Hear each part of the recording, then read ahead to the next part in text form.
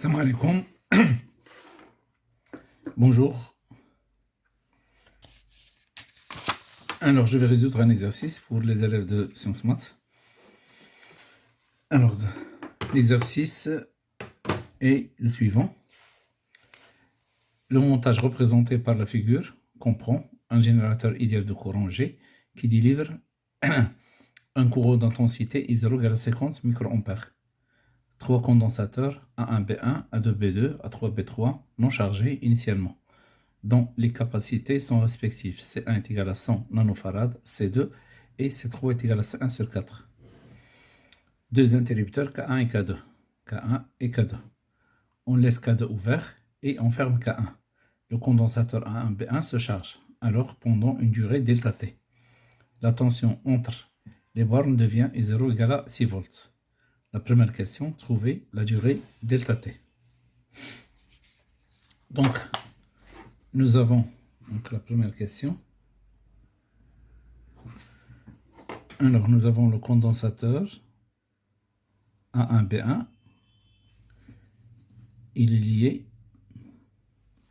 au générateur de courant.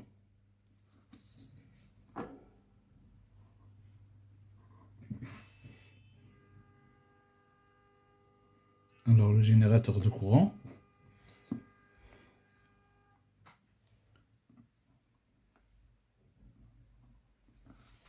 donc ça c'est A1, B1, condensateur C1. Alors, il alimente le circuit avec une intensité constante, I0. Donc, la tension entre les bornes de ce condensateur, alors c'est UC1. Donc nous avons UC1 est égal à Q1 sur C1.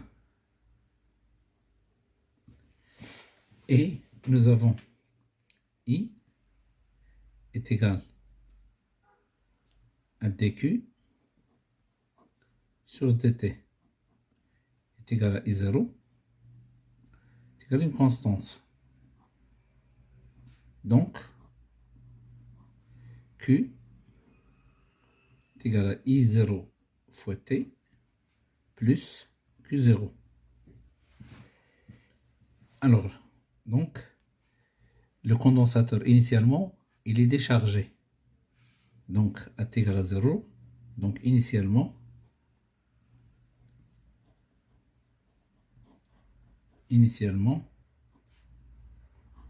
le condensateur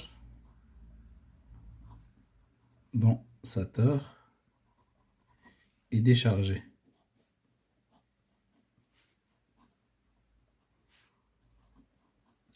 Donc, Q0 égale à 0. Alors donc, nous avons Q est égal à 0 fois T. Je remplace. Donc, UC1 est égal à I0 fois T divisé par C1. On cherche T. T est égal à C1 fois UC1 divisé par I0. Alors, UC1, il est égal à U0, est égal à 6 volts. D'après alors les données, 6 volts. Alors, I0, il est égal à 50 microampères. Donc, 50, 10 absence, moins 6 ampères. Et C1, il est égal à 100 nanoampères, 100 nanofarad. Donc, 100 nanofarad, donc c'est 100 fois 10 à la puissance moins 9 farad, c'est-à-dire 10 à la puissance moins 7 farad. Alors, donc nous avons delta T est égal à T moins T0. T0 est égal à 0. Donc, il est égal à T. Et T, il est égal à C1 fois U0 divisé par I0. Application numérique, delta T est égal.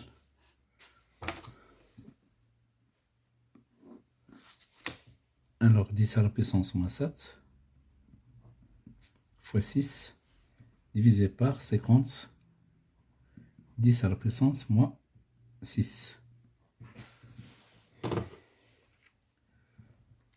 Alors, donc 1, 10 à la puissance moins 7, donc divisé par 50, 10 à la puissance moins 6, le tout multiplié par 5. Donc, est égal à 0,01 secondes. Donc, 1 10 à la puissance moins 7, alors fois 6, divisé par 50, 10 à la puissance moins 6.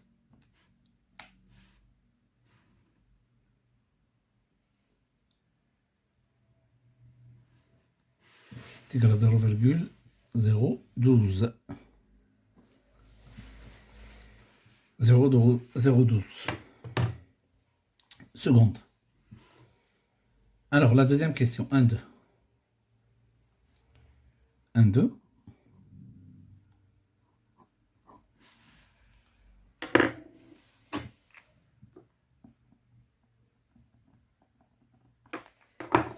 Donc, la question 1, 2, c'est donner l'expression de E0, l'énergie emmagasinée, que emmagasine le condensateur à un B1 et calculer sa valeur.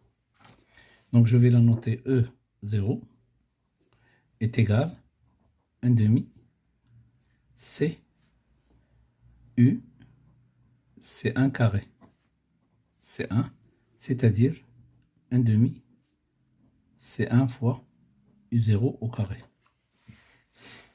Donc, EE0, donc EE0 est égal à 1 demi C1, c'est 10 moins 7 fois U06 au carré, c'est 36. Donc 36, 10 moins 7, 10 moins 7, divisé par 2. Donc ça donne 1,8, 10 moins 6. 1,8, 10 à la puissance, moins 6 joules. Alors, on ouvre K1 et on ferme K2. Les deux condensateurs A2B2 et A3B3 se chargent alors. Lorsque l'équilibre électrique est établi, l'énergie totale emmagasinée dans les trois condensateurs et E est égale à 1,03 10 absence moins 6 joules. On considère que l'énergie électrique initiale se conserve. Alors, justifier la différence entre E0 et E. Donc, de 1, nous avons EE0 est égal à 1,8 10 à la puissance moins 6 joules. Et nous avons E total, alors qui est égal à 1,03, 1,03, 10 absence, moins 6 joules. Alors, donc nous avons EE, il est égal à quoi? Il est égal à l'énergie emmagasinée, le premier condensateur, plus l'énergie emmagasinée en le deuxième condensateur, plus l'énergie emmagasinée dans le troisième condensateur. Il est inférieur à E0. Donc, au cours de la décharge du condensateur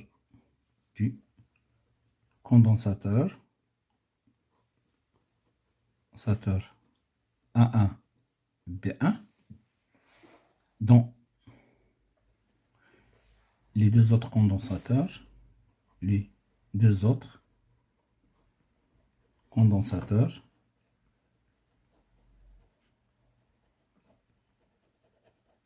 alors il y a perte d'énergie. Il y a perte d'énergie sous forme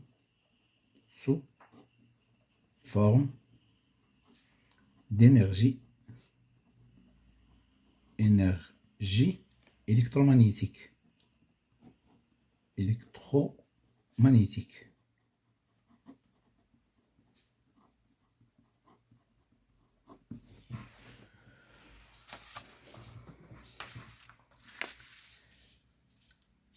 Alors, la dernière question de 2, oui, la question la plus longue. Trouvez l'expression de C2 en fonction de C1, E0 et E. Calculez C2.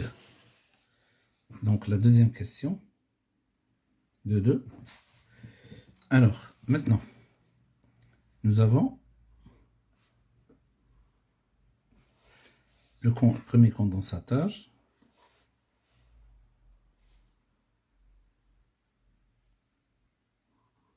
le deuxième condensateur et le troisième condensateur.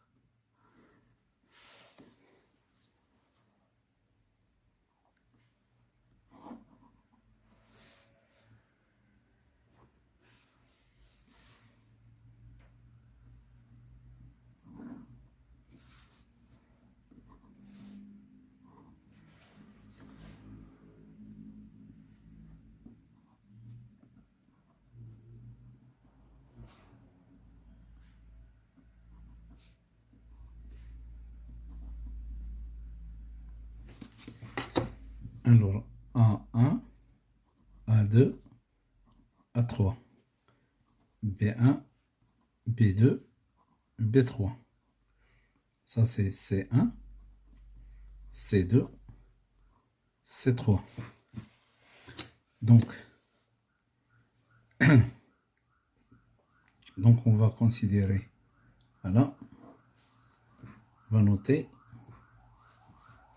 U1, U2,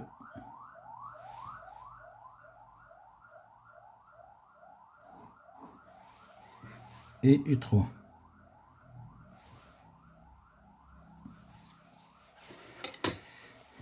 Alors, U1, U2, U3. Donc, U1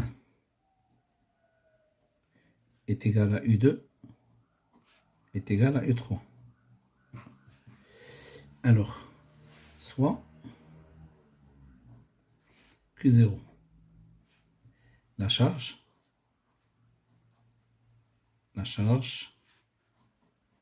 initiale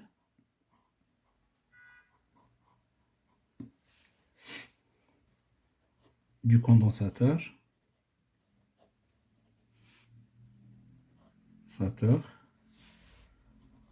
A0, A1, B1.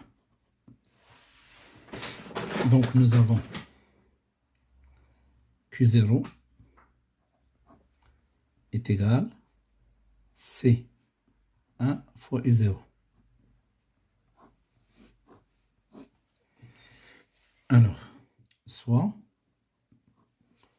Q1, Q2 et Q3, les charges des condensateurs, des trois condensateurs à l'équilibre,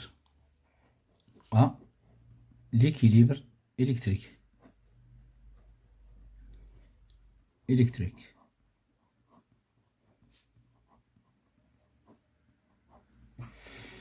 Alors, nous avons Q0. Donc, cette charge sera partagée par C1, il va garder une charge. Une partie sera donnée à C2 et l'autre partie sera donnée à C3. Donc, Q0 est égal à Q1 plus Q2 plus Q3. Alors, je remplace C, C1 fois U0, C, C1 fois U1, plus C2 fois U2, plus C3 fois U3. Alors, on a U1 est égal à U2 est égal à U3. Donc, nous avons C1, U0 est égal à C1 plus C2 plus C3 facteur de U1. Alors, on pose soit C équivalente qui est égale à C1 plus C2 plus C3. Donc, on a C1 U0, il est égal à C équivalente fois U1. Donc, U0 est égal à C équivalente sur C1 fois U1.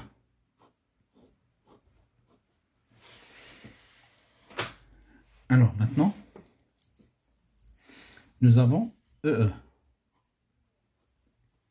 est égal EE1 plus EE2 plus EE3. Il est égal 1 demi C1 U1 carré plus 1 demi C2 U2 carré plus 1 demi C3 U3 carré. Nous avons toujours U1 égale à U2 est égal à U3. Donc je remplace U2 par U1 au carré, U3 au carré, je le remplace par U1 au carré. Donc qu'est-ce qu'on obtient? On obtient EE, je factorise 1 demi, je factorise U1 carré. Donc ça donne ici C1 plus C2 plus C3. Or, on a déjà remplacé par C équivalente. Donc, qu'est-ce qu'on obtient? EE est égal à 1 demi facteur de C équivalente fois U1 carré. Alors, maintenant, on va introduire EE0. Alors, EE0, c'est 1 demi C1 fois U0 carré. Or, je remplace U0 par celle-là. U0, c'est, on a déjà démontré, c'est équivalente divisé par C1 fois U1. Donc, je la remplace ici. J'obtiens EE0 est égal. Alors, 1 demi C1 fois C équivalente au carré divisé par C1 au carré fois U1 carré. Donc, EE0 est égal à 1 demi C équivalente carré sur C1. Je simplifie C avec C1 fois U1 carré. Je cherche U1 carré. U1 carré est égal à C1 fois EE0 fois 2 divisé par C équivalente carré. Voilà. Je la remplace ici. Je la remplace ici. Donc on a EE est égal à 1 demi C équivalente fois 2 C1 EE0 sur C équivalente carré. On simplifie C équivalente avec C équivalente. Donc EE est égal, on simplifie le 2 aussi avec le 2, est égal à C1 fois E0 divisé par C équivalente. On déplace C équivalente vers le haut. Donc, C équivalente est égal à C1 fois EE0 divisé par E. Voilà.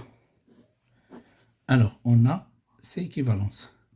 C'est égal à C1 plus C2 plus C3 est égal à C1 plus C2 plus C3. Alors, C3, on va la remplacer par, puisqu'ils ont donné la valeur de C3, C3 est égal à C1 divisé par 4. Donc, C1 divisé par 4. C1 plus C1 sur 4, donc 4 plus 1 divisé par 4. Donc, C équivalente est égale 5C1 divisé par 4 plus C2. Je cherche C2. C2 est égal à celle-là moins celle-là. Donc, C2 est égal à C équivalente moins 5 C1 sur 4. Voilà. Alors, je remplace C équivalente par celle-là. Donc, j'obtiens C2 est égal à C1 EE0 divisé par EE moins 5 C1 divisé par 4. Donc, C2 est égal, je factorise C1, c'est un facteur EE0 divisé par EE, alors est égal, alors moins 5 C1 divisé par 4. Voilà la relation qui est demandée. Alors, application numérique, C2 est égal. Donc, je remplace C1 par, alors, 10 absence moins 7, 10 à la puissance moins 7, facteur EE0, on l'a déjà calculé, elle est égale à 1,8 10 moins 6, 1,8 10 absence moins 6, divisé par EE 1,03 10 moins 6, moins, alors ici on a déjà factorisé C1, on a déjà factorisé le C1, le voilà, il n'y a pas de C1, c'est moins 5 sur 4, alors moins 5 divisé par 4, donc on simplifie 10 moins 6, 10 moins 6, donc il reste 1,8 divisé par 1,03 est égal, donc 1,8 divisé par 1,03, alors est égal, moins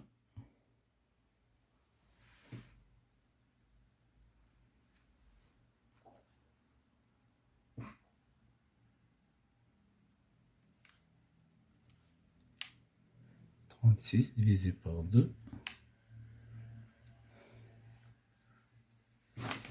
Donc ici, on a U0 est égal à, oui, 6 au carré, ça donne 36.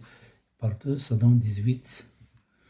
Donc, 1,8 divisé par 1,03.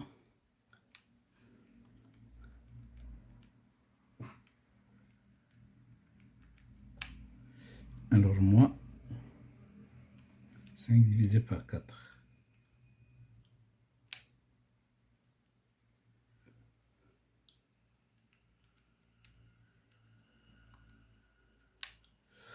Donc, ça donne 4, c'est à peu près 5, 10 à la puissance moins 8.